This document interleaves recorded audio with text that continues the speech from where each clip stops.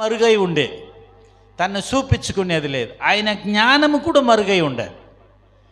ఇంగ్లీష్లో it's mystery అంటారు. Mystery అంటే సీక్రెట్ అని మన భాషలు చెప్పవచ్చు. సీక్రెట్ అంటే మర్మమా ఏమంటారు?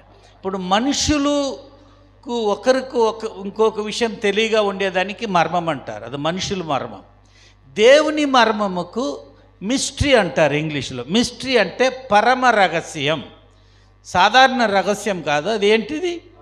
పరమ రహస్యం. పరమ రహస్యము మనిషి జ్ఞానముతో తెలుసుకున్నట్టుకు కాదు, అది దైవ జ్ఞానం. దేవుని ఆయన స్వభావం, ఆయన జ్ఞానము, ఆయన కార్యములన్నీ రహస్యంగానే ఉంచుకుంటాడు. ఆయన ఏది కావాలనో అప్పుడు దేవుడు దాన్ని తెలియజేస్తాడు, అప్పుడు దాకా దేవుడు దాన్ని తెలియజేసేలేదు. దానియేలు పుస్తకం 12:4 ఎవరైనా ఒకరు నేను చెప్పిన మాటను పట్టుపట్టని చదివినారంటే నా దగ్గర ఇంగ్లీష్ ఉండదు, ఇంగ్లీష్ చదివేసి నాకు మాత్రం తెలుస్తుంది, మళ్ళీ ఎవరికి తెలుస్తుందో తెలియదు.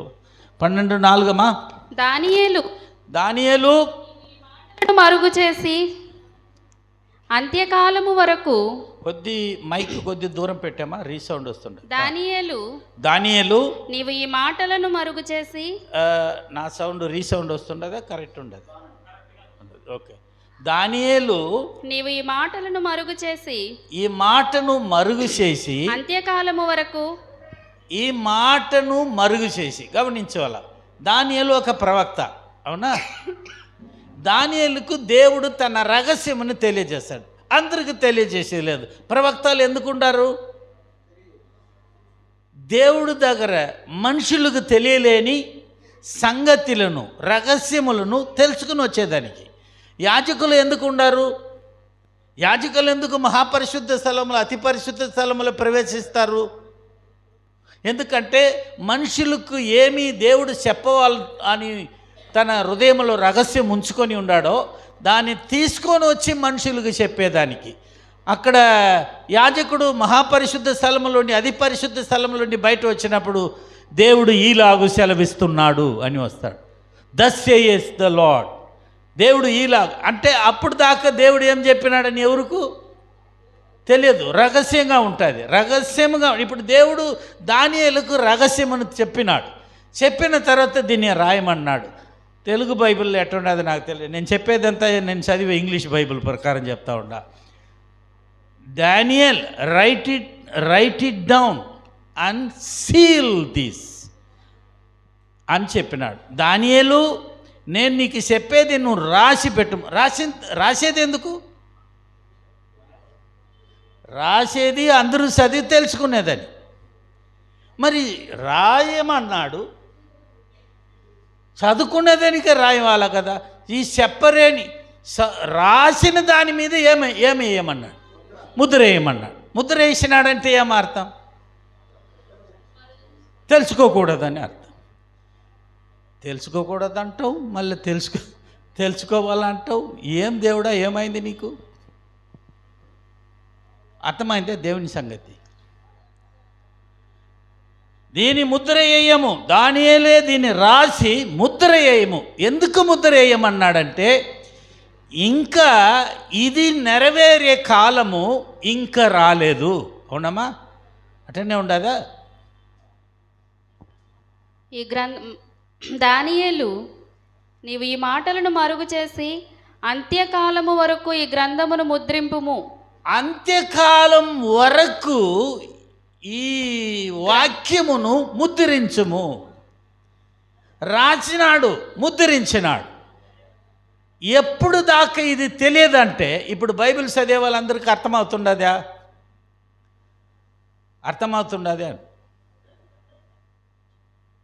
అర్థం కాదు. దేవుడే దాన్ని మీకు వెలుగుపడిచి తెలియచేస్తే కానీ, బయలుపడిస్తే కానీ, ప్రకటింపబడితే కానీ మనకు అది అర్థమే కాదు. ఎందుకంటే ఇది దైవ జ్ఞానం, పరమ రహస్యం. మనిషి జ్ఞానముతో దీన్ని తెలుసుకున్నట్టుకు కాదు. అందరూ ఒక హల్లెలూయా చెప్పండి. పాస్టర్ గారు 1 గంట అన్నారు. ఎవరు వస్తారు, ఎవరు పోతారు, ఎవరు కూర్చున్నారు, ఎవరు లేచి ఉన్నారు, ఎవరికి దప్పిక అవుతున్నారు, దప్పిక కాలేదు, ఎవరికి 1, 2, 3, 4, 5, 6 వస్తున్నది. అందరూ గప్పని పట్టుకుని అట్నే కూర్చోండి 1 గంట సమయం. నేను చాలా దూరంలో ఉండి వచ్చి ఉండా. హల్లెలూయా. మీకు చాలా సంగతి చెప్పమని ఉన్నాడు. టైం చూస్తే తక్కువ ఉండదు. ఒక 3 గంటల సమయం చెప్పవాల సంగతి ఇచ్చినాడు. టైం అయితే 1 గంటలు ఉండదు. గడగడగడ ముందు చెప్పుకొని పోవాలంటే మీరందరూ జాగ్రత్తగా ఉండేవాళ్ళు. తప్పగా ఈ మీటింగ్ అయ్యే లోపల సంథింగ్ కొత్త కార్యమని మీరు తప్పగా నేర్చుకుంటారు. మీరు ఇప్పుడు దాకా విన్నని శుద్ధిని తెలుసుకుంటారు. ఇప్పుడు దాకా మీరు చదివింది అర్థం కానిది ఇప్పుడు తెలుసుకుంటారు. ఎందుకంటే దేవుడు అందరికీ అది తెలిసేది లేదు. ఇప్పుడు జోసెఫ్ తీసుకోండి. యోసేపును పిలిచినాడు. యోసేపుకు అన్ని దర్శనం స్వప్నములని చూపించినాడు. అవునా కదా? సూర్యుడు చంద్రుడును చూపించినాడు. అది ఎంత ఆయన పాదములో వచ్చి పడేటట్టు చూపించినాడు. నక్షత్రములు చూసినాడు. అది కూడా ఆయన పాదంలో చూసినాడు. చాలా ఖుషి అయిపోయినాడు. అప్పా దేవుడా, నేను ఎంత గొప్ప మనుషుడిగా దేవుడు నన్ను చేసినాడని ఉరికినాడు. వాళ్ళ అన్న తమ్ముడు దగ్గర, అమ్మ నాయన దగ్గర ఉరికినాడు. ఇట్ట స్వప్నం వచ్చిందండి. అప్పుడు వాళ్ళకేమొచ్చింది? ఈయనకు స్వప్నం వచ్చింది, వాళ్ళకేమొచ్చింది? కోపం వచ్చింది. ఎందుకు కోపం వచ్చింది? లేదా అర్థం కాలే. వాళ్ళు తప్పర్థం చేసుకున్నారు, కానీ అర్థం కాలే. అది ఇప్పుడు నెరవేరేది కాదు. అది దేవుడు ఒక కార్యమును మీకు తెలియచేయాలంటే దాని ఏ కాలములో మీరు తెలియపరచాలా అనేది తెలుసుకోవాలా. అప్పుడు దాకా దేవుడు మీకు తెలియచేయడు. ఏ కాలములో దాన్ని తెలియపరచాలా అనే సంగతి, ఆ వరము మీలో పని చేయకపోతే బైబిల్ అన్ని మాటలు మనకు అర్థం కాదు. ఎంతమందికి అర్థమైంది?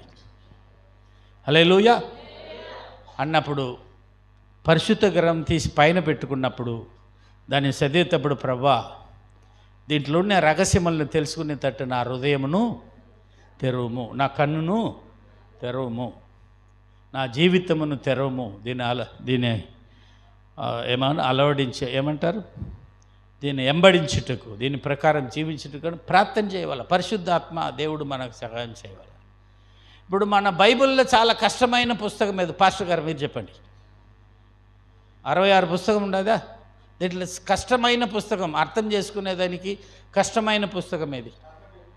ఏదయ్యా? పరమగీతమా? దానియేలా? ప్రకటన? లాస్ట్కి వచ్చిండు. పరమగీతం కూడా కష్టం లేదు, దానియేలు కూడా కష్టం లేదు. ఇప్పుడు ఒక మాట చెప్తుంటా, ఎట్ట బైబిల్ అర్థం చేసుకునేది. బైబిల్ 2 భాగం ఉండదు. ఇంకొకటి మొదట కొత్త నిబంధన ఉండదా, పాత నిబంధన? బైబిల్ ఉన్నట్టు చెప్పండి. ఒకటి పాత నిబంధన, ఇంకొకటి కొత్త నిబంధన. ఇప్పటికే మార్చేస్తారు బైబిల్ని. మార్పే కాకండి, అది ఉన్నట్టే ఉండండి. కొత్త నిబంధన అంటే ఏంటి? కొత్త నిబంధన అంటే పాత నిబంధన యొక్క ప్రకటన అంటే పాత నిబంధన అంటే ఏంటి? కొత్త నిబంధన యొక్క పరమ రహస్యం. ఎంతమందికి అర్థమైంది? అర్థం కాలేదంటే ఒక రాళ్ళు తీసుకొని కొట్టుకోండి తల మీద.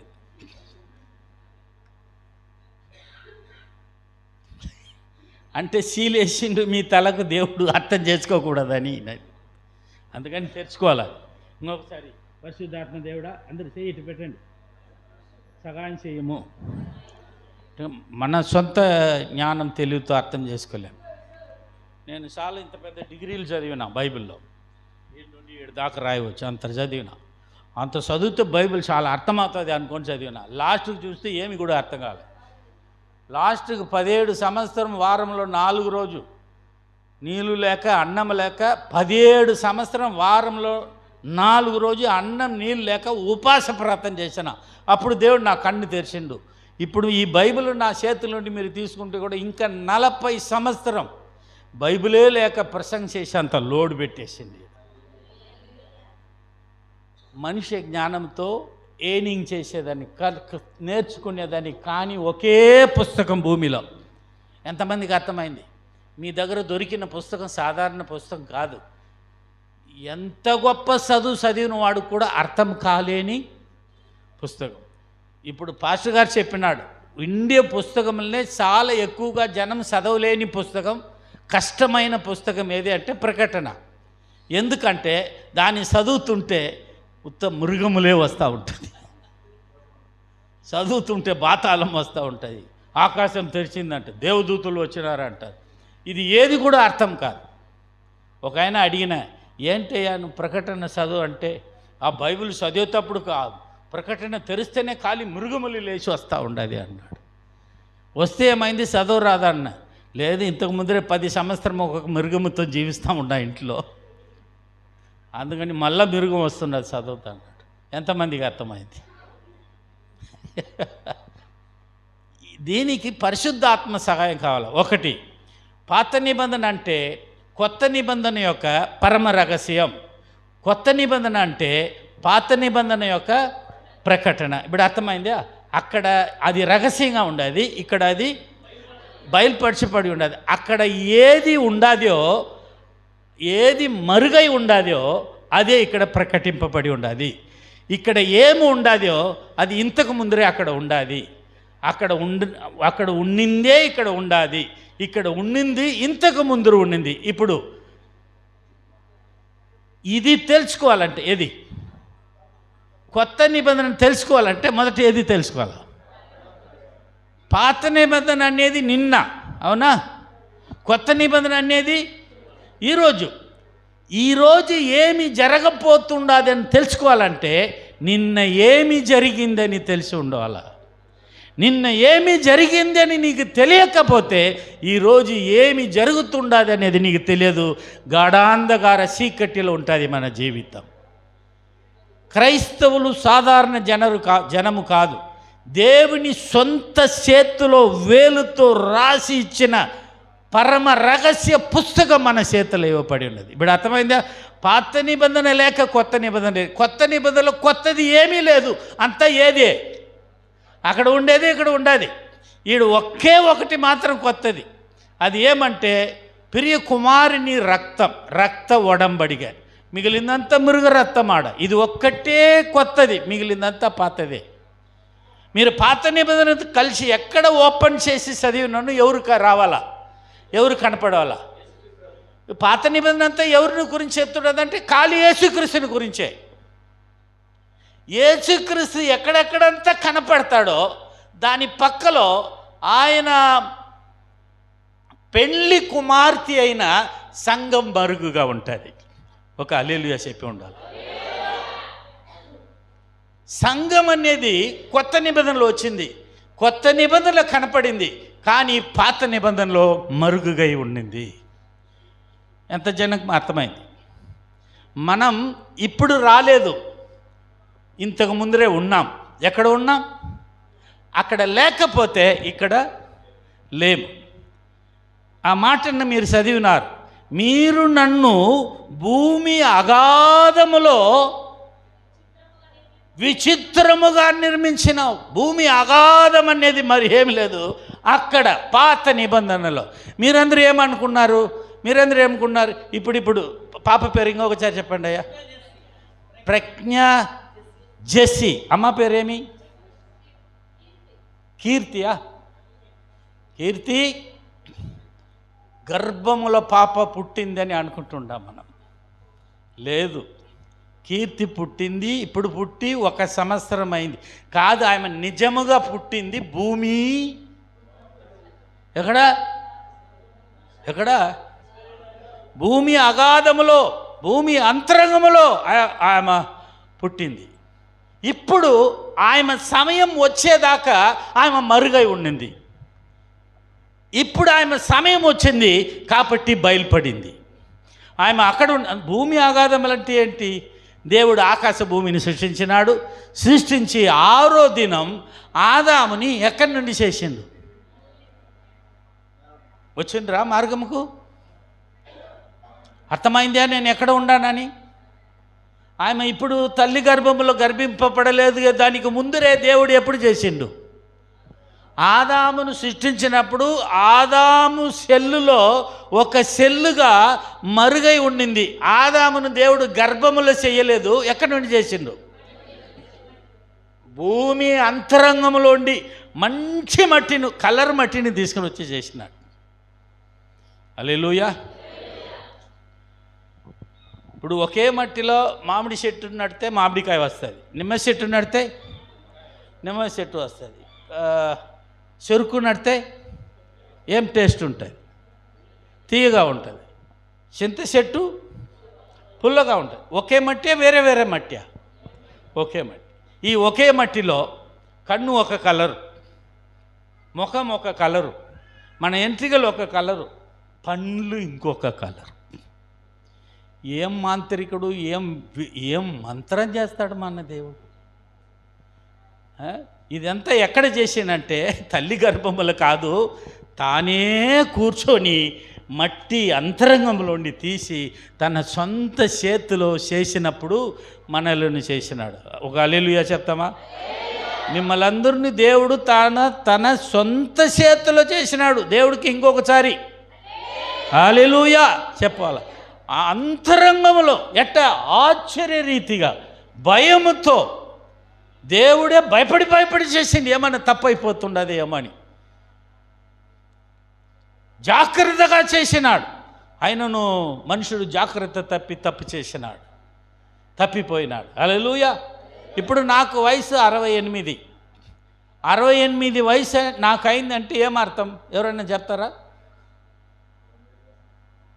ఇంకా 2 ఏళ్ళు అవుతే 70 అవుతుందా? అది కాదు. నాకు 68 వయసు అంటే నేను ఈ భూమిలో కనపడి సత్యశీలననే పేరులో నన్ను బయలుపరిచినాడు దేవుడు. అప్పుడు దాకా 68 వయసుకు ముందు కూడా నేను ఈ భూమిలో ఉన్నా. ఎక్కడ ఉన్నా? మా నాయన దేహములో ఉన్నా. 200 సంవత్సరం కిందట కూడా నేను ఈ భూమిలో ఉన్నా. వాళ్ళ నాయన దేహంలో ఉన్నా. 60 సంవత్సరం కిందట కూడా నేను ఇక్కడ ఉన్నా. ఉన్నా? ఆదాములో చిన్న దేవుడు చేసేటప్పుడు ఆయన చేతిలో నన్ను ముట్టినాడు, చేసినాడు. నా ముక్కు ఎట్టుండాలని ఆయనే డిసైడ్ చేసినాడు, నా కన్ను ఎట్టుండాలని ఆయనే డిసైడ్ చేసినాడు, నా కలర్ ఎట్టుండాలని ఆయనే డిసైడ్ చేసినాడు. నేను ఆడదిగానా మొగదిగా పుట్టువాలనా, ఏ ఊర్లో పుట్టువాలా, నాకు తల్లి ఎవరు, తండ్రి ఎవరు, ఏ ఊరు, ఏ భాష, అన్నిటినూ ఆయననే నిర్మాణం చేసినాడు. మనలో ఒక్కరు కూడా దాన్ని తీర్మానం చేయలేదు. ఒక హల్లెలూయా చెప్తామా? ఎవరన్నా అడిగినారా? నేను మా అమ్మకు కొడుకుగా పుట్టాలా, లేదా నేను ఆడపిల్లగా పుట్టను, ఒప్పుకోను అటు ఎవరైనా చెప్పిండ్రా? మీకు ఏం కలర్ కావాలో అడిగినరా ఎవరైనా? ఏ కలర్, కర్లింగ్ హెయిర్ కావాలన్నా, సాఫ్ట్ హెయిర్ కావాలా, ఏదైనా అడిగినరా? ఏది కూడా అడగలే. అంతా ఆయననే చేసిండు, ఆయననే ఇచ్చిండు. ఒక హల్లెలూయా చెప్తాం. అగాధమైన భూమిలోండి మనమందరూ వచ్చి ఉన్నాం. హల్లెలూయా. ఇప్పుడు దీన్ని రాసి ముద్ర వేయము. ఎందుకనక ఇంకా అంతలాగా మర్చిపోతేట. దానియేలు 12:4 నేను చెప్తుండేది, దానియేలు నీవు ఈ మాటలను మరుగు చేసి అంత్యకాలము వరకు ఈ గ్రంథమును అంత్యకాలం వరకు దీన్ని ముద్రించి పెట్టము అన్నప్పుడు దీంట్లో రాయపడింది, ముద్రించేది, ముద్ర తెరుచుకుంటే అది ఎంతకాలం? ఒరే దేవుడా, అందరూ అన్నం తిని వచ్చిండ్రా, తిన్నక వచ్చిండ్రా? ఎవరు కూడా మాట్లాడరు. పర్వాలేదు, చాలా అన్నం తినండి, తర్వాత కొద్ది మాట్లాడండి నాయంబడి. ముద్ర వేసినాడు. ఎందుకు ముద్ర వేసినాడు? ఇప్పుడు తెలుసుకోకూడదు అన్నాడు. ముద్ర వేస్తే ఏమర్థము తెలియదు, ఇప్పుడు తెలుసుకోకూడదు, అందుకే ముద్ర వేసేసినాడు. రాసి ఉండది, చదువుతున్నారు, కానీ ఏం కాదు. చెప్పండి, ఎందుకు అర్థం కాదు? దాని కాలం ఇంకా రాలేదు. Praise the Lord. ఇప్పుడు మన కాలం వచ్చేదానికి ఎన్ని సంవత్సరాలు అయింది? దాదాపు 7 నుండి 8,000 సంవత్సరాలు అయింది మన కాలం వచ్చేదని. మీరు ఇప్పుడు పుట్టగా మీరు మహాత్మా గాంధీ కాలంలో పుట్టి ముసలోళ్ళు చచ్చిపోయి ఉంటే తర్వాత పుట్టినరు కాబట్టి ఇప్పుడు ఉండారు. ఇంకొక 100 సంవత్సరాల తర్వాత మనమందరం ఎక్కడ ఉంటాం? బేబే అయి ఉంటాం. ఎక్కడ ఉంటాం? మనుషులు మనల్ని మర్చిపోయి ఉంటారు. అర్థమైంది? ఎంత మనుషులు మనము ఇంకొక 100 కాలంలో ఎవరు కూడా మనం ఉన్నాం భూమిలో అనేది కూడా మన సొంత జన్మే మర్చిపోయి ఉంటారు. తిరిగి లేచి వస్తామేమని సమాధి కట్టి సిమెంటిలో గోరి కట్టి వచ్చేస్తారు. రాగుడు ఆడనే ఉండు కొడుకు అని. లోకం ఇంతే ఉండాలి, కానీ దేవుడు మనకు నిత్యమైన కార్యమును పరిశుద్ధ గ్రంథములో రాసిపెట్టి ఉన్నాడు. హల్లెలూయా. తర్వాత పాత నిబంధన అంటే కొత్త నిబంధన యొక్క నీడ. పాత నిబంధన అంటే ఏంటి? కొత్త నిబంధన యొక్క నీడ. ఇప్పుడు కొత్త నిబంధన అంటే అది నీడ అయితే ఇది నిజం. నిజం ముందర ఉంటుందా, నీడ ముందర ఉంటుంది? నిజం ఉంటే నీడ వస్తుందా, నీడ ఉంటే నిజం వస్తుందా అని? నిజం. ఇప్పుడు బైబిల్ ఎట్టుండదు? నిజం ముందర ఉండదా, నీడ ముందర ఉండదు? నీడ ముందర ఉండదు. అందుకని అన్నీ ఉల్టా ఉండదు. దాన్ని తెలుసుకోవాలంటే మీరు కూడా ఉల్టా తిరిగి రావాలి. మీ అల్పబుద్ధి స్వల్పబుద్ధి, నాన్న ఇంత చదువుకున్నా అంత చదువుకున్నా, నేను పెద్ద పాస్టర్, నేను చిన్న పాస్టర్, ఇదంతా కింద తీసి పెట్టేదాకా, నువ్వు తగ్గించుకునేదాకా ఈ బైబిల్ ఉన్న ఒక్క మాట కూడా నీకు అర్థం కాదు. ఒక హల్లెలూయా చెప్తా. 2 చెయ్యి పైకెత్తి, ప్రభా నన్ను తగ్గించుకుంటున్నా, నిన్న నాకు ప్రకటించుము. మనల్ని తగ్గించుకునేదాకా దేవుడు తనను ప్రకటించడు. ఎంతమందికి అర్థమైంది? దేవుని ఆలయములో గర్విష్ఠులకు స్థలం లేదు. గర్విష్ఠులకు దేవుడు తనను చూపియడు. అహంకారులకు దేవుడు తనను చూపియడు. దీర్ఘ శాంతముగా నెలదాకా, భూమి దాకా తనను తగ్గించుకునే వాళ్ళను దేవుడు హెచ్చిస్తానన్నాడు, తెలియచేస్తానన్నాడు. హల్లెలూయా. పాత నిబంధన అంటే నీడ, కొత్త నిబంధన అంటే నిజం. ఆడ నీడగా ఉండింది, ఈడ నిజంగా ఉండాలి. తర్వాత పాత నిబంధన అంటే కొత్త నిబంధన యొక్క ప్రవచనం. ఏంటిది అది? కొత్త నిబంధన అంటే పాత నిబంధన యొక్క ప్రవచనం నెరవేరే స్థలం. ఆడ ఏమి చెప్పిందో అది ఇక్కడ నెరవేరుతున్నది. దేవుడికి ఒక హల్లెలూయా చెప్పండి. ఎందుకు తెలిసినా? ఎందుకు హల్లెలూయా చెప్పింది? ఎందుకో చెప్పినాడు, అయ్యా చెప్పినాడు, నేను కూడా చెప్పిన. ఎందుకు హల్లెలూయా చెప్పినామంటే అది నెరవేరే కాలంలో మనల్ని పంపినాడు కదా దేవుడు. దాన్ని చూసి దేవునికి స్తోత్రం, స్తుతి, ఆరాధన చేయవాలా కదా. అందుకని దేవునికి హల్లెలూయా చెప్పినాం. ఇప్పుడు ప్రవచనం నెరవేరే కాలంలో మనం ఉండాం. ఇంకొకసారి దేవుడికి ఒక హల్లెలూయా చేయి. ఇప్పుడు ఇది అంత్యకాలం. అంత్యకాలం అని మీరు ఎట్ట తెలుసుకుంటారు? దానియేలుకు ముద్ర వేసినాడు. ముద్ర వేసి ఇంకా ఎవరు చదువుకా చేసిండు, చదివిండు, కానీ ఎవరికి అర్థం కాలేదు. ఎప్పుడు ముద్ర తెరిచింది? ముద్ర తెరిచినప్పుడు. ఇప్పుడు మత్తయి సువార్త 24 అధ్యాయంలో 3, 4, 5, 6 ఈ 4 వాక్యములో ప్రాముఖ్యమైన అంత్యకాలమును గురించి యేసుక్రీస్తు తానే తమ శిష్యులకు చెప్తా ఉన్నాడు. మీరు బైబిల్ చదువుకోలేకపోతే కూడా పర్వాలే, మా బిడ్డ చదువుతుంది, వింటే చాలు. మీరు వెతుక్కునే లోపల యేసుక్రీస్తు వచ్చి వెళ్ళిపోయి ఉంటాడు. ఆయన ఒలీవల కొండ మీద కూర్చుండి ఉన్నప్పుడు శిష్యులు ఆయన యొద్దకు ఏకాంతముగా వచ్చి, ఇవి ఎప్పుడు జరుగును? నీ రాకడకును ఇవన్నీ ఎప్పుడు జరుగును? నీ రాకడ ఎప్పుడు ఉండను? ఈ లోకముకు అంతం ఎప్పుడు జరుగును అని 3 ప్రశ్నలు కూడా అడిగినారు యేసుక్రీస్తు.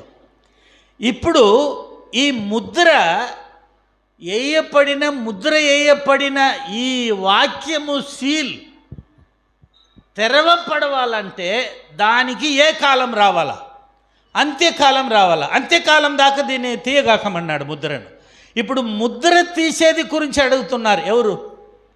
శిష్యులు. ప్రభువా, ఇవన్నీ చూస్తున్నాం కదా, నువ్వు మళ్ళీ తిరిగి వచ్చేది ఎప్పుడు? ఈ లోకముకి అంతం ఎప్పుడు?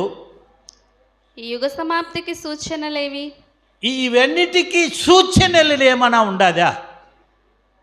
నీ అంత్యకాలం కావాల్సిన సూచనలు ఏమైనా ఉండదా అని అడుగుతున్నారు.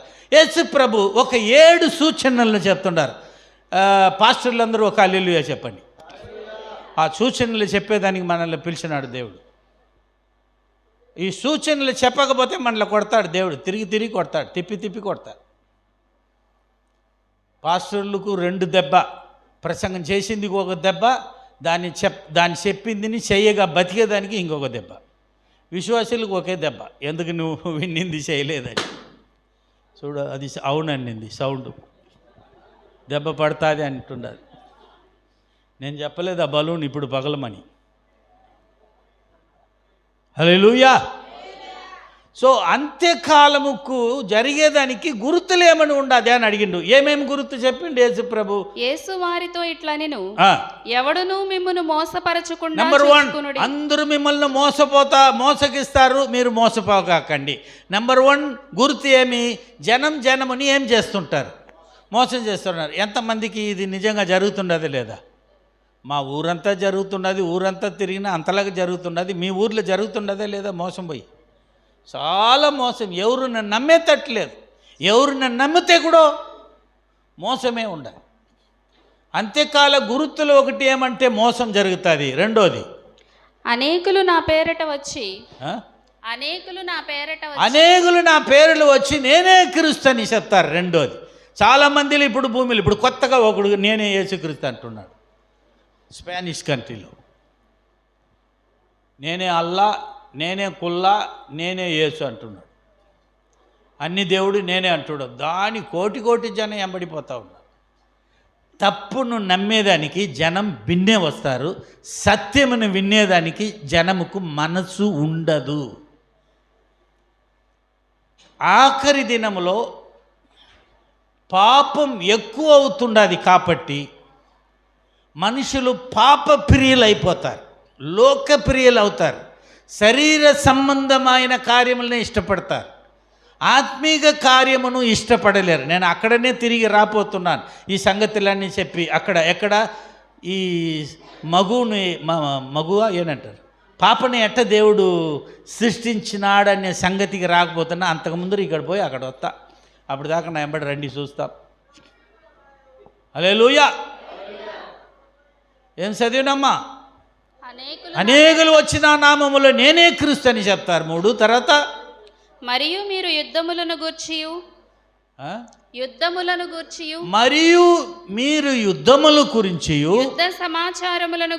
యుద్ధ సమాచారం. ఇది 4 యుద్ధము, యుద్ధ సమాచారం. యుద్ధం జరుగుతుండదా లేదా?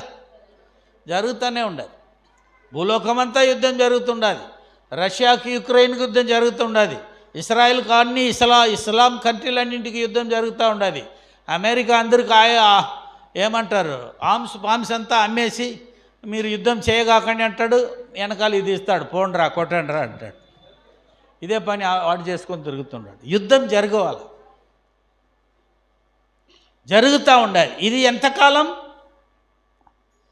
ముద్ర తెరవపడే కాలం. అంత్యకాలం అంటే ఏమర్థం? ముద్ర తెరవపడే కాలం. ఇప్పుడు ఈ ముద్ర తెరిచిందా లేదా అనే సంగతిని తెలుసుకోపోతున్నాం. జాగ్రత్తగా గమనించండి. చదివమ్మా. ఇంకొకటి, జనము మీదకి జనమును, రాజ్యము మీదకి రాజ్యమును లేచును. రాజ్యము మీదకి రాజ్యం ఎన్ని జరుగుతూనే ఉన్నది. తర్వాత అక్కడక్కడ కరువులును. ఇది గమనించండి. అక్కడ కరువులును భూకంపములను కలుగును. కరువు, భూకంపం. అందరు చెప్పండి. ఇది 5, 6 గుర్తు. ఏంటిది? అందరు చెప్పండి. కరువు అంటే ఏంటి? బువ్వ దొరకని కాలం, అన్నం దొరకని కాలం, నీళ్ళు దొరకని కాలం. ఈ ముద్ర పగిలిందంటే, ముద్ర ఓపెన్ అయిందంటే ఈ కాలం వచ్చేస్తుంది. ఈ ముద్ర ఏదైనా తెరిచిందా లేదా అని తెలుసుకోవాలా. బైబిల్లో జరుగుతుండదు. అది తెలుసుకోవాలంటే దేవుడు అందరికీ తెలియజేస్తాడా? ఇప్పుడు యోసేపుకి తెలియజేసిండు. ఏమని? ఇవన్నీ తెలియజేసిండు. సూర్యుడు, చంద్రుడు, నడతాలు అన్నీ వచ్చి కాళ్ళు పడిందని ఖుషి పడినాడు. తర్వాత ఇవన్నీ చెప్పిన దేవుడు స్వప్నమును కూడా అర్థం కూడా అన్నీ చెప్పినాడు. కానీ ఈ ఐగుప్తు దేశంలో 12 సంవత్సరం జైల్లో పెడతాను అనేది చెప్పినాడా? ఎంత వాడు మన దేవుడు. అది చెప్పింటే ఈ సేవకు వచ్చి ఉంటాడా యోసేపు? సేవకుల్లారా జాగ్రత్త ఉండి. అన్నీ మీకు తెలిసిందని నచ్చకాకండి. మీకు అప్పుడప్పుడు చెప్పాల్సిన సంగతులు చాలా ఉండదు. అప్పుడే చెప్పడు అన్నిటిని. ఎందుకు అన్నిటిని అప్పుడే చెప్పడు? దాని కాలం ఇంకా రాలేదు. దాని కాలం వచ్చినప్పుడు దేవుడు తెలియజేసినప్పుడు ఎస్ లార్డ్ అని ఒప్పుకొని ధైర్యంగా లేచి నిలబడే సేవకులు కావాలా దేవుడు? ఒక హల్లెలూయా చెప్పండి. మీరు కూడా భయపడగాకండి, ధైర్యంగా దేవుడు ఏం చెప్పినను దానికి నిలబడే హృదయం దేవుని బిడ్డలకు కావాలి. హల్లెలూయా. కరువులు, ఆమెలే భూకంపములు, ఇంకొకటి ఉండాలి, చదవమ్మా లాస్ట్. అప్పుడు జనులు మిమ్మును శ్రమల పాలు చేసి చంపెదరు. మీరు నా నామము నిమిత్తము సకల జనుల చేత ద్వేషింపబడుదురు. అనేకులు అభ్యంతరపడి అంటు రోగం ఎన్నే వాక్యంలో ఉండదు, వేదనలకు అంటు రోగం ఎన్నే వాక్యంలో అక్కడే ఉండదు. అంటు రోగం ఆడనే ఉండదు. సరే, ఈడు గమనించండి, ఆడని చదువుకునేదానికి టైం లేదు. ఇప్పుడు ప్రకటన పుస్తకం 4వ అధ్యాయం 1వ వచనం మనం ఒకరు చదువుతాం, భిన్న చదువుతారు. ఎవరైనా ఇరువురు చదవండి. ఇద్దరు కన్నడలో తెలుగు మర్చిపోతుండ, ఎవరైనా ఇద్దరు చదవండి. పట్టుపట్టని చదవాలా నాకు ముందు. ఈ సంగతులు జరిగిన తరువాత, దేవుడా మైకు కొద్ది దూరం పెట్టు తల్లి, చదివమ్మా. ఈ సంగతులు జరిగిన తరువాత నేను చూడగా, ఇంకో కొద్ది దూరం పెట్టామా మైకు. అదిగో పరలోకమందు ఒక తలుపు తెరవబడి ఉండెను. అదిగో పరలోకమందు ఒక తలుపు తెరవబడిను. మరియు నేను మొదట వినిన స్వరము బోరధ్వని వలె నాతో మాట్లాడగా వింటిని. ఆ మాట్లాడిన వాడు ఇక్కడికి ఎక్కిరమ్ము. ఆ మాట్లాడిన స్వరము నన్ను చూసి ఏమని చెప్పింది? ఇక్కడికి ఎక్కిరమ్ము అని చెప్పింది. జరగవలసిన వాటి చాలమ్మా, ఎక్కిరమ్ము అని చెప్పింది. దీన్ని చాలా సంఘాలు తప్పు అర్థం చేసుకుంటున్నారు. సరిగా దేవుని ప్రకటన, పరమ రహస్యమును తెలుసుకునే జ్ఞానవరం మనకు కావాల. విశేషంగా పాస్టర్ గారులందరూ చెయ్యి పెట్టి, ప్రభా దేవుని రహస్యమును తెలుసుకునే జ్ఞానవరం నాకు కావాలి. చెప్పండి అందరూ చెప్పండి. ఏమో మీకు అన్నీ తెలిసినట్టు కూర్చొని ఉంటారు. దైవ జ్ఞానవరం, రహస్యమును తెలుసుకునే దానికి వరం కావాలి. అప్పుడు 4వ అధ్యాయం 1వ వచనంలో ఒక పరలోకంలో తలుపు తెరవబడింది. అక్కడ నుండి ఒక స్వరం వినపడింది, నన్ను చూసి ఎక్కిరమ్ము. ఎక్కిరమ్మ ఏమని ఉండదు, కమాప్, ఎక్కిరమ్ము అని చెప్పింది. దీన్ని చాలా మనుషులు ఏం చెప్తున్నారంటే, దేవుడు సంఘమునే ఎక్కిరమ్మని చెప్పినాడు, సంఘం పైన పోయింది అంటున్నారు. అక్కడ ఎక్కి చెప్పలేదు. 1వ అధ్యాయం యోగాన్ స్నానం యొక్క పిలుపు, ఆయన దర్శనమును దేవుడు చూపిస్తున్నాడు. 2వ అధ్యాయం పరలోక రాజ్యమును గురించి చూపిస్తున్నాడు. 3వ అధ్యాయం దేవుని సింహాసనమును గురించి చూపిస్తూ ఉన్నాడు. 4వ అధ్యాయము దేవుని ఏంటిది ముద్రలను గురించి చెప్తా ఉన్నాడు. 5వ అధ్యాయము 6 ముద్రలను గురించి, 6వ అధ్యాయం 6 ముద్రలను గురించి చెప్తా ఉండదు. 5వ అధ్యాయము 4 మృగములను గురించి చెప్తా ఉండదు. 7వ అధ్యాయములనే 7వ అధ్యాయం 8వ అధ్యాయం వేరే సంగతులు చెప్తుండది. 9వ అధ్యాయములనే ఐ థింక్ 7వ వచనములో అప్పుడు అన్ని భాషలు మాట్లాడేవాళ్ళు, అన్ని దేశస్ వాళ్ళు, అన్ని గోత్రం వాళ్ళు అందరూ దేవుని సన్నిధానంలో నిలబడేది చూసి నేను అంటున్నాడు యోగాన్. అటైతే సంఘం ఎన్ని అధ్యాయములనే పైకి పోయింది, 9 అధ్యాయములనే పోయింది. 4వ అధ్యాయముల పైకి రా అని చెప్పింది సంఘమును కాదు, ఎవరిని? యోగానిని. ఎందుకు యోగానిని పైకి రమ్మన్నాడు? ఇది కాలమైంది. దానియేలుకు ఇచ్చిన దర్శనమును దేవుడు ముద్ర వేసినాడు. ఆ ముద్రను తెరిచిటికి ఇంకొకడు కావాలా? ఎంతమందికి అర్థమైంది? దేవుడు మనం ఏదో చర్చకు వచ్చినాం, స్తోత్రం హల్లెలూయా చెప్పినాం, ప్రార్థన చేసినాం, ఆరాధన చేసినాం, పాటు పాడినాం, డ్రమ్ము కొట్టినాం, ఇంటికి పోయినామని కాక, ఈ ఆఖరి రోజులో దేవుని రహస్యమును తెలియపరచుటకు, ముద్రను విప్పుటకు, ఓపెన్ చేయుటకు, పైనరా ఎక్కిరా దీన్ని చూడు అని దేవుడు పిలిచేదని రెడీగా ఉండారు. ఎంతమంది రెడీగా ఉండారు?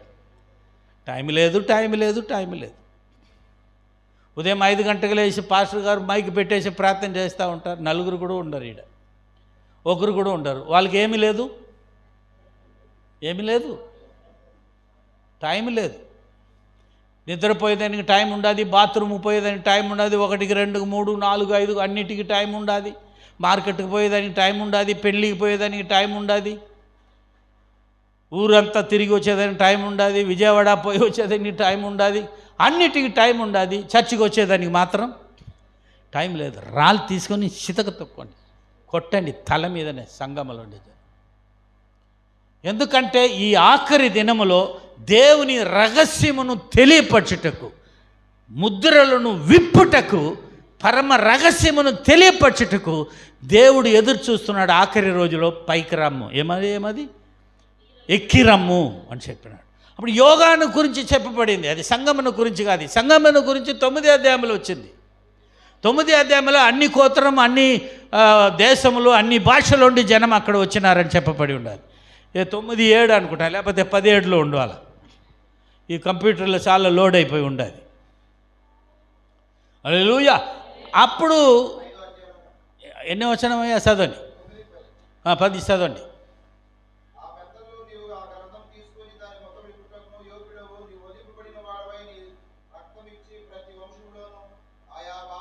ప్రతి వంశములోను ఆ భాష మాట్లాడేవారును, ప్రతి జనములోను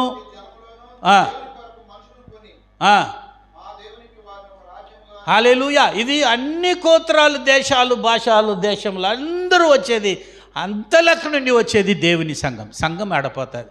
సంఘం పైకి ఎత్తపడేదానికి ముందు 4వ అధ్యాయం, 5వ అధ్యాయము, 6వ అధ్యాయములు ముద్రలు పగులుతూ ఉండేది. 6వ అధ్యాయం 1వ వచనమయ్యా, 6:1 లేదా 2వ వచనం. అక్కడ 7 ముద్రలు ఉండేది. 7 ముద్రల్లో మొదట ముద్ర విప్పబడింది. 4వ అధ్యాయములనే ఎవరు పోయిండు? పైన యోగాన్ పోయిండు. యోగానికి ఇచ్చిన ఉద్యోగం ఏమి? ముద్రను విప్పే ఉద్యోగం. ఒక హల్లెలూయా చెప్పండి. భస్మదీపములు ఒక్కడే ఒంటరివాడై ఉన్నను, దేవుని ఆత్మలో నడిపింపబడి, దేవుని ఆత్మలో నిండి జీవిస్తున్నాడు. కాబట్టి దేవుడు యోగాను ఆశీర్వదించి 4వ అధ్యాయం, 5వ అధ్యాయం, 6వ అధ్యాయంలో ఉన్న ముద్రలు, 6 ముద్రలను ఓపెన్ చేసే వరమును ఆయనకి ఇస్తున్నాడు. ఏం చదివిండ్రా? 2వ అధ్యాయం 2వ వాక్యం, అది చదవండి.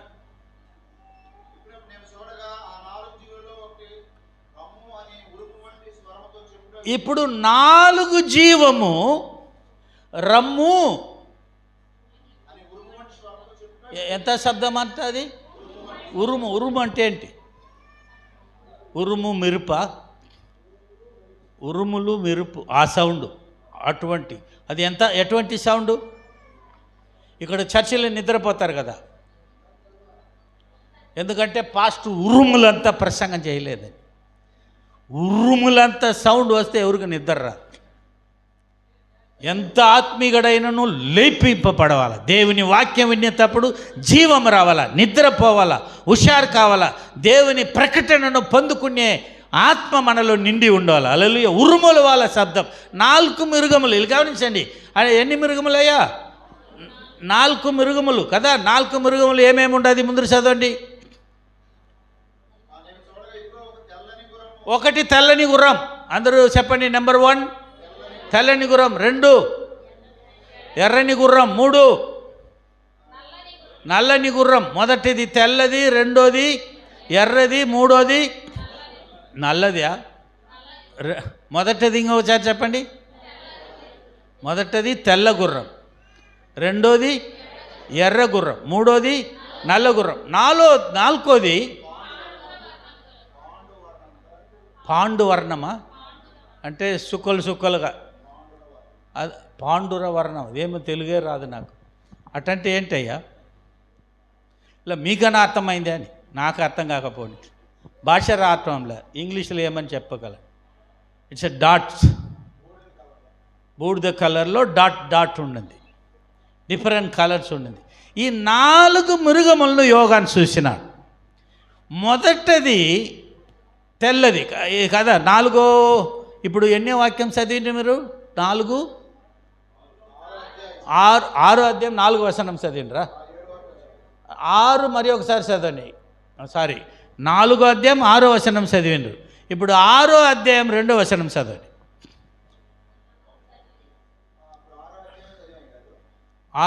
2వ వాక్యం చదవండి.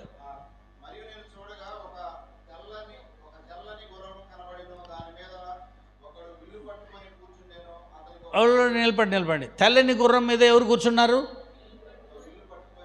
ఒక్కడు విల్లు పట్టుకొని కూర్చొని ఉన్నాడు. అతనికి ఒక కిరీటం ఇవ్వబడింది. వాడు సాధారణ గుర్రములో కూర్చొని ఒక విల్లు చేతులు ఇవ్వబడిన తర్వాత వానికి ఒక కిరీటం ఇవ్వబడింది. తర్వాత రాజ్యమంతా జయించి రాజ్యమంతా ఆయన మాట వినేటట్టు అయిపోయింది. ఒక సాధారణ మనుషుడు. తెల్లది 2 కార్యమును చూపిస్తున్నది. ఒకటి పరిశుద్ధం, ఇంకొకటి సమాధానం. ఈ 2 కార్యముకు గుర్తై ఉన్నది ఈ గుర్రం. ఇది ఇంకా మీరు దీన్ని ఏమని అర్థం చేసుకోవాలంటే జకర్యా 4వ అధ్యాయం మొదటి వచనంలో మీరు పోయి చదివితే ఇదే సంగతి. మొదటి అధ్యాయం మొదటి 4 వాక్యం చదివితే ఇదే సంగతిని రాయపడి ఉండాలి. తర్వాత 4వ అధ్యాయం మొదటి 4 వచనం చదివితే ఇదే సంగతి ఈ గుర్రమును గురించే చెప్పబడి ఉండాలి. ఇప్పుడు ఈడ గమనించండి, ఈ ముద్ర సమాధానం అని చెప్పుకొని సమాధానం లేనిది నువ్వు సమాధానం అని చెప్పుకొని వస్తుంది. ఆ ముద్రను పగలు కొట్టిన తర్వాత 2012లో నేను అమెరికాలో ఉన్నా. నెలకు ఒకసారి యునైటెడ్ నేషన్లో ప్రేయర్ నడిపిస్తూ ఉన్నాను. యునైటెడ్ నేషన్ ఎవరికైనా తెలుసా? తెలియక ఉండేదే మంచిది. అన్ని దేశాలకు ఒక రాజ్యం, దాని పేరు. అన్ని దేశాలు అక్కడ మెంబర్ ఉంటారు. ఆడ శ్రీలంక ఎంబసీ అంబాసిడరు మన చర్చికి ప్రార్థనకు వస్తున్నాడు. న్యూయార్క్లో ఉన్నప్పుడు ఆయన ఫ్యామిలీ అలా వస్తున్నది. ఆయన బిడ్డ కూడా యునైటెడ్ నేషన్లో పనిచేస్తూ ఉన్నది. అక్కడ ఉన్న క్రైస్తవులకు నెలకు ఒకసారి మీటింగ్ పెడుతుంటే నేనే ఆ ప్రార్థనను అక్కడ నడిపిస్తూ ఉన్నా. న్యూయార్క్లో 2 చర్చిను స్టార్ట్ చేసిన 4500 కమ్యూనిస్టులకు బాప్టిజం ఇచ్చిన. ఒక హల్లెలూయా చెప్పి ఉండాలి. సో అప్పుడు నేను ఆ మీటింగ్ ముగించినప్పుడు నా మీటింగ్ ముగించినప్పుడు ఆడ ముఖ్యమైన మీటింగు ఆడ జరుగుతూ ఉండదు. ఆ మీటింగ్ ఏమనక యునైటెడ్ ఐక్యరాజ్య సభనే యునైటెడ్ నేషన్, యూరోపియన్ యూనియన్, ಅದಕ್ಕೆ ಕನ್ನಡದಲ್ಲಿ తెలుగులో ఏమంటారు? European union. యూరోప్లో 32 దేశాలు ఉండాలి, చిన్న చిన్న దేశాలు. ఆ 32 దేశాలకు ఒక యూనియన్ చేసినారు. ఆ యూనియన్కు ఒకరిని లీడర్ చేసినారు. అది యునైటెడ్ నేషన్ యొక్క బ్రాంచ్ యొక్క సాధారణ ఒక ట్రస్ట్కి ఏమంటారు కన్నడలో? ఇప్పుడు మీరు చర్చ్ కూడా ట్రస్ట్గా రిజిస్టర్ చేస్తారు, సొసైటీగా చేస్తారు. ఒక సేవామయ్యం, ఒక సాధారణ సేవామయ్యం. యునైటెడ్ నేషన్లో ఉన్న 32 దేశాలకు కావాల్సిన మంచిది నువ్వు యునైటెడ్ నేషన్ నుండి తీసుకుని పోయేదానికోసం ఒక 4 కూడి ఆర్గనైజ్ చేసిన ఒక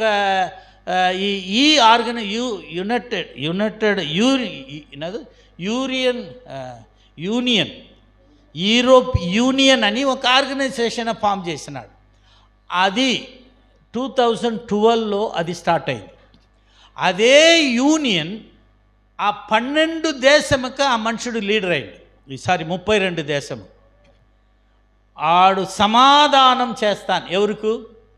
యూరోప్లో ఉండే వాళ్ళకు మాత్రం కాక లోకమన్నిటికీ సమాధానం చేస్తాను అని సాధారణ ఒక ట్రస్ట్గా స్టార్ట్ చేసి, తర్వాత యూరోప్లో ఉన్న 32 కంట్రీలకు సమాధానం అని చెప్పేసి, తర్వాత భూలోకమంతా నేను సమాధానం చేస్తానని చెప్పి లాస్ట్కు సమాధానం తక్కువైంది. ఎట్టయింది? 2012లోనే 2018లోనే జెలెన్స్కీకి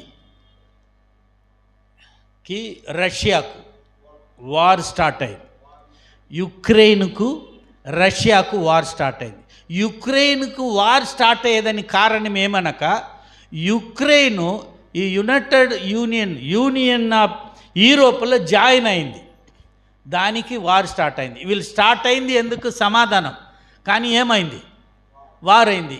తప్పగా ఇది ఎక్కడి నుండి రాలేదు, దేవుడిలోండి రాలే.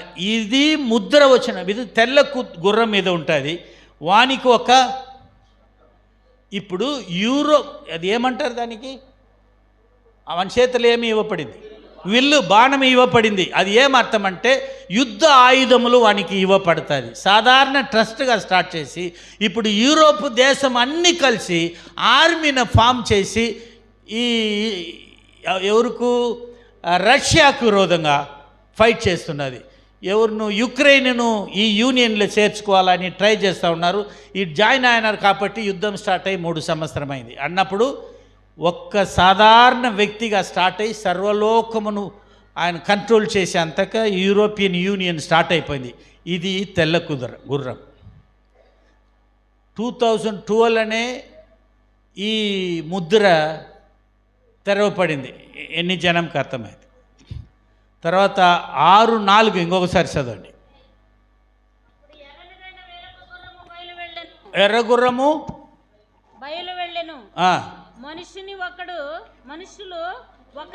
చంపుకొనున్నట్లు మనుషులు ఒకడును ఒక్కడు చంపుకొనున్నట్లు మనుషులు ఒకని ఒక్కడు చంపుకున్నట్లు భూలోకములో సమాధానం లేకుండా భూలోకమంతా సమాధానం లేకపోతుంది.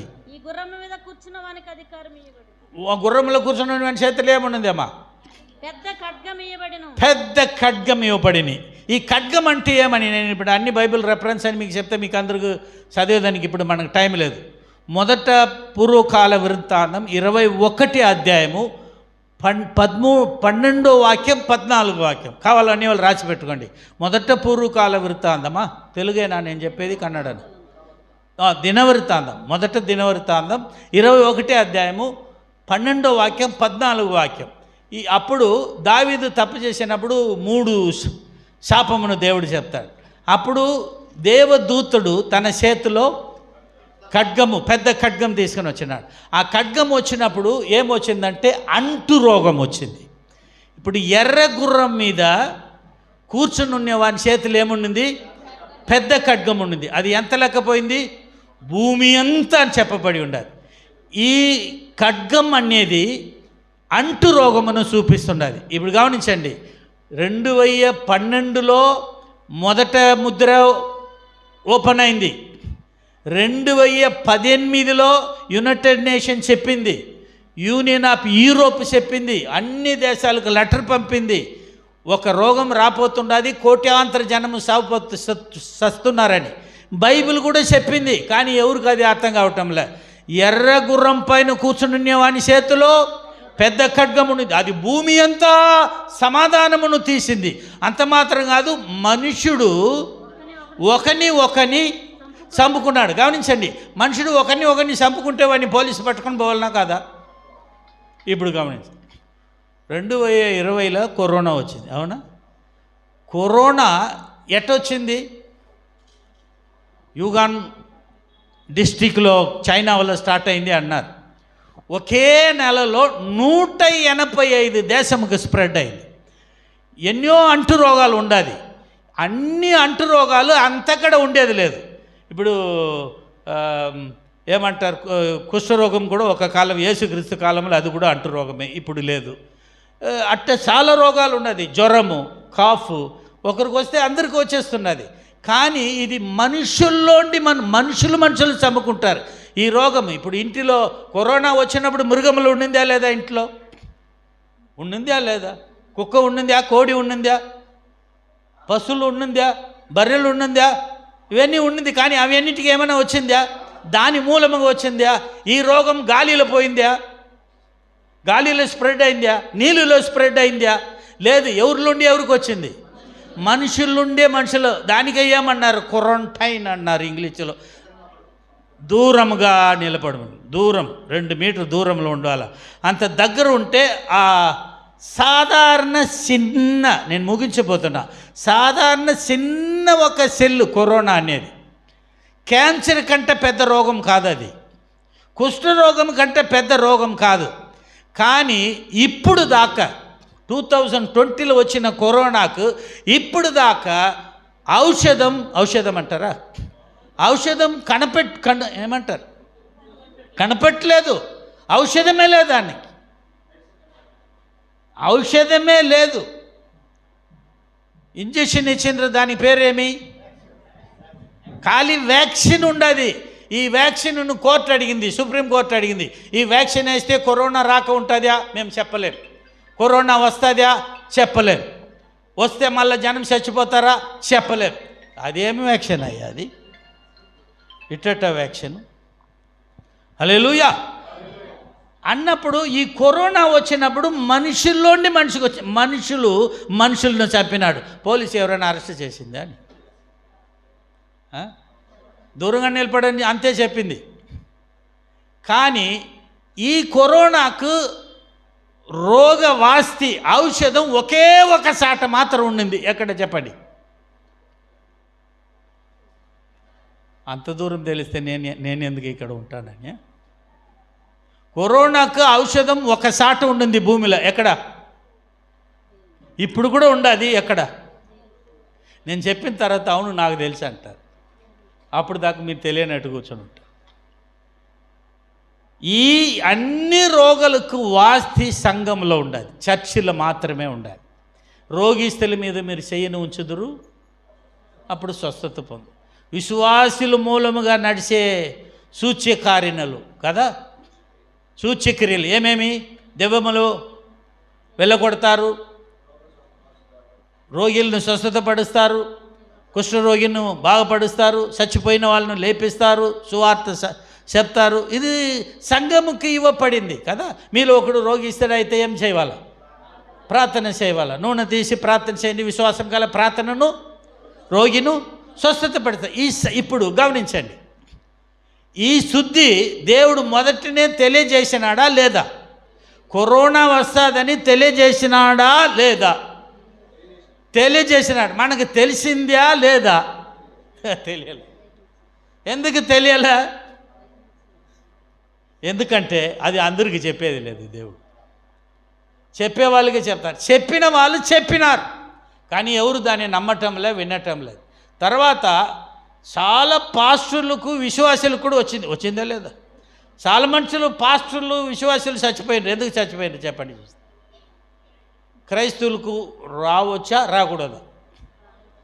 ఐగుప్తు దేశం వచ్చే ఏ రోగం మీకు రాదు, అన్నిలకు వచ్చే ఏ రోగం మీకు? ఎంత జనం నమ్ముతారు? నమ్మే వాళ్ళు కుడిసే పైకెత్తి ఒక హల్లెలూయా చెప్పండి. ఇప్పుడు వచ్చిపోయింది ఖాళీ చిన్నమ్మ బిడ్డ, ఇది రెండో ముద్ర. మూడో ముద్ర తెచ్చినప్పుడు వాళ్ళు పెద్దమ్మ బిడ్డ వస్తుంది. దీనికే భయపడుతున్నారు. కరోనా చర్చ్ కూడా బంద్ చేసేసాను. ఈ కరోనా వచ్చింది నాకు తెలియటంలే. ఎక్కడ రోగిస్తులు దొరుకుతారా అని వెతుకుతా తిరుగుతుండేవాడిని. ఎందుకంటే ఏం చేయాలి? ప్రార్థన చేయాలి. వరం ఇచ్చి ఉన్నాడు. లక్షాంతర జనమును ముట్టి ప్రార్థన చేసి చచ్చిపోయిన వాళ్ళు లేపించి ఉన్నాడు. కుష్ఠరోగులను స్వస్థతపరిచి ఉన్నాడు. గుడ్డి వాళ్ళకు కన్నిచ్చినాడు, మూగి వాళ్ళను మాట్లాడించినాడు. ఇట్టటి చేసిన దేవుని నాకు బాగా తెలుసు. అందుకని ఈ మక్క ఏమో న్యూస్ చూసింది. నా మక్క ఇంటికి పోయినప్పుడు కరోనా వచ్చినప్పుడు నాకు తెలియదు. ఆడు బయట పోతానంటే ఎక్కడ పోగాక లోకంలో కూర్చోవాడింది. ఏమైంది అక్క అంటారు, కొత్త రోగం వచ్చింది పోగాకరా. ఆమెకేం భయం అంటే నేను బయట పోయి ఆడ తెచ్చి వాళ్ళకి పెడుతున్నాను. కానీ వాళ్ళకి తెలియటంలో నా దగ్గర ఆరోగ్యం ఇచ్చే అభిషేక వరమును దేవుడు నాకు ఇచ్చి ఉన్నాడు. నాకు మాత్రం కాదు, విశ్వాసులు గుర్తే అది. మీరు విశ్వాసి అంటే మీ గుర్తేమి? ఇప్పుడు అందరూ భయపడినారు. ఎవరు కూడా భయపడిండ్రు? విశ్వాసులు కూడా భయపడిండ్రు. ఒక ఆమె చెప్పింది, పాస్టర్ కొద్ది వచ్చి మా ఇంటిలో ప్రార్థన చేస్తావా? వస్తామా. ఏమైంది? కరోనా వచ్చింది, మా ఇంటి అయినా కరోనా వచ్చింది, పిల్లలు అందరూ కరోనా వచ్చింది, నాకు ఒకదానికి రాలేదు, కొద్దిగా వచ్చి ప్రార్థన చేస్తా. వస్తుందంటే మా అక్క ఎప్పుడు బాత్రూమ్ పోతుందని చూస్తా ఉన్నాను. ఒకే జంప్ కొట్టి ఉరికిన పోయి ప్రార్థన చేసి వచ్చిన. ఆ కరోనా వార్డుల్లోనే దూరిన. అందరికీ చేపెట్టి ప్రార్థన. గ్లోవ్స్ వేసుకోలేదు, ముక్కుకు మాస్క్ వేసుకోలేదు. ఎందుకంటే మనలో ఉన్నవాడు, అవునా, నన్ను సేవించేవారు, నన్ను సేవించని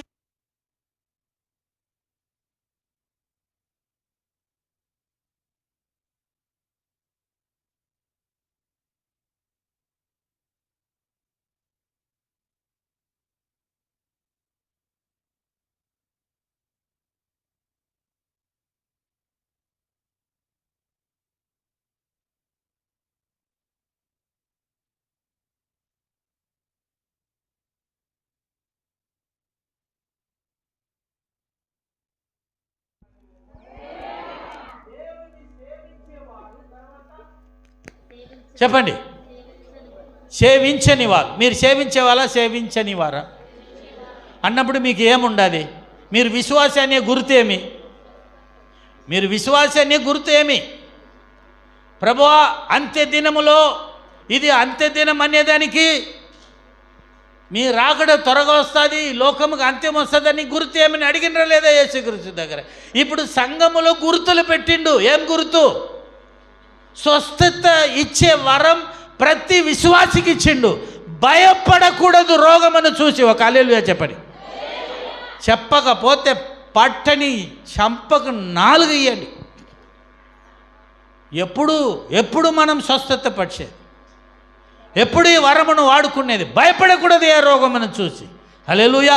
కనీసం 1000 మనుషుల మీద చేయి పెట్టి ప్రార్థన చేసిన, పక్కలో కూర్చొని ప్రార్థన చేసిన. హల్లెలూయా. ఒక ఆయన తల మీద నా తల పెట్టి ప్రార్థన చేసిన, వస్తావా చూస్తా నీకా నా దేవుడికా ఉండేది పవర్ అని. అవునా? ఇంకా బతికుండానా చచ్చిపోయినాను? బతికే ఉన్నా. ఇప్పుడంతా చచ్చేది లేదు, పని అంతా అయ్యేదాకా. తర్వాత పిలిచినప్పుడు పోయేది, మధ్యలో చచ్చేది లేదు. ఒక హల్లెలూయా చెప్పండి. మీరందరూ పిలిచిపోయే వాళ్ళ, రోగం వచ్చి చచ్చేవాళ్ళ? చెప్పండి, గట్టిగా చెప్పండి, లేకపోతే అవుట్ అయిపోతారు. చెప్పకపోతే గట్టిగా చెప్పండి. పిలిచిపోయే వాళ్ళ, రోగం వచ్చి చచ్చేవాళ్ళ? ఏ రోగము మనల్ని చంపుటకు అధికారం లేదు, లేదు, లేదు.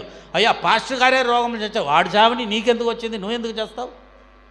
వాళ్ళు ఏమైనా తప్పు ఉండవచ్చు, ఏమైనా విశ్వాసం తక్కువ ఉండవచ్చు, దానికి ఆయన చచ్చిపోతే మనం. బైబిల్ మాట ఏం చెప్పింది?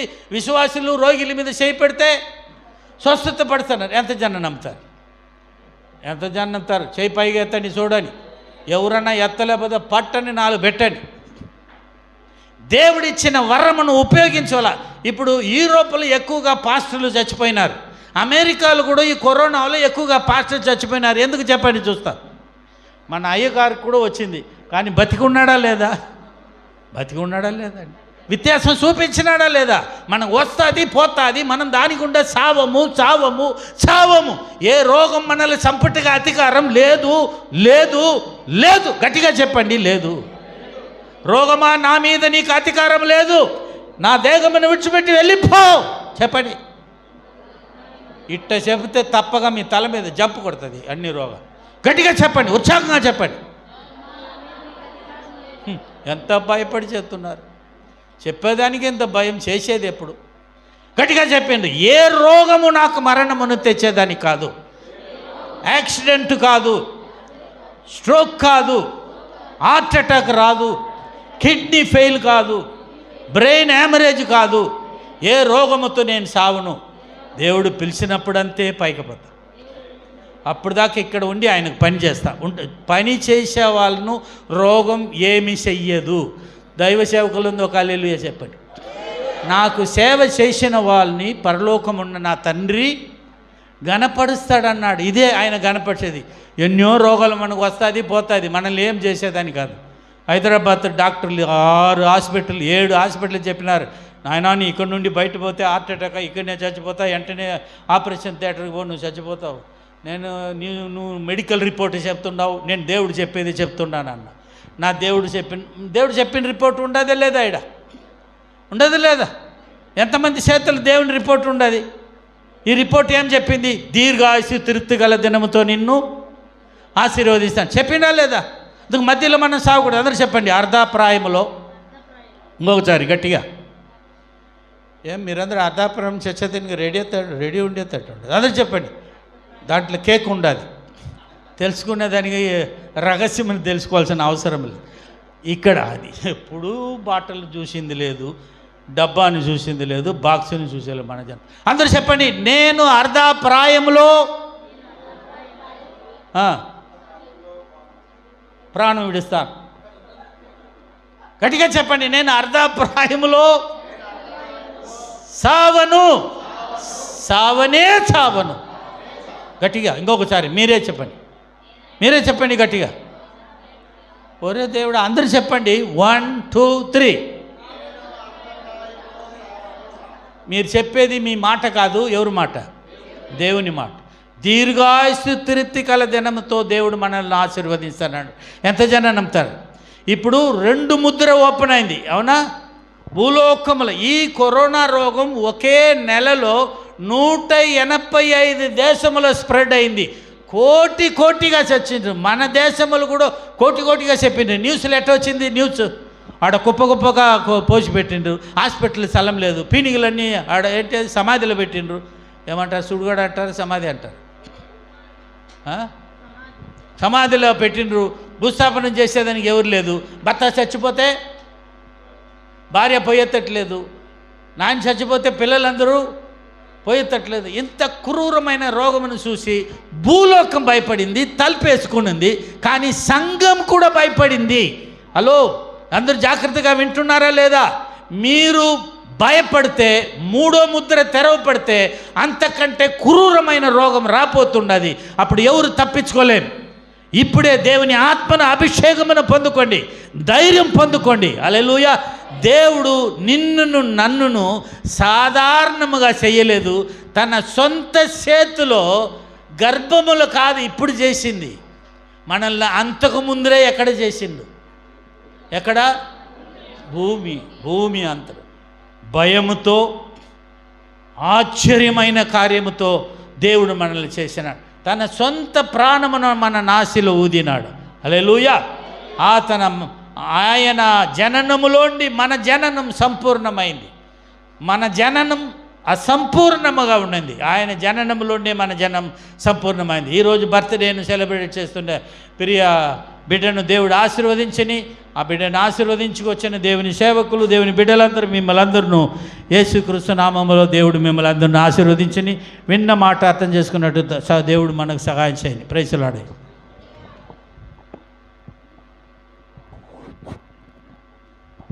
దేవునికి స్తోత్రములు. ఈ సమయంలో మరి దేవుని యొక్క అద్భుతకరమైనటువంటి వర్తమానాన్ని అందించినటువంటి మరి బిషప్ సత్యశీలనయ్య గారికి ప్రభు నామములో సంఘం తరఫున, కుటుంబం తరఫున, అదేవిధంగా మైలవరం ఎవాంజలికల్ పాస్టర్స్ ఫెలోషిప్ తరఫున ప్రత్యేకమైన వందనాలు తెలియజేస్తున్నాను. మరి సమయంలో మరి మన మధ్యలో ఉన్న దేవుని దాసులు, సహవాసాధ్యక్షులుగా ఉన్నటువంటి మరి అయ్యగారిని, సంగీతరావు గారిని ఆహ్వానిస్తున్నాను. ఈ కేక్ కటింగ్ ఈ కార్యక్రమాన్ని జరిగించాలని ప్రేమతో, ఎందుకంటే సమయం లేదు కనుక సేవకులకు అప్పగిస్తున్నాం. రండి అయ్యా.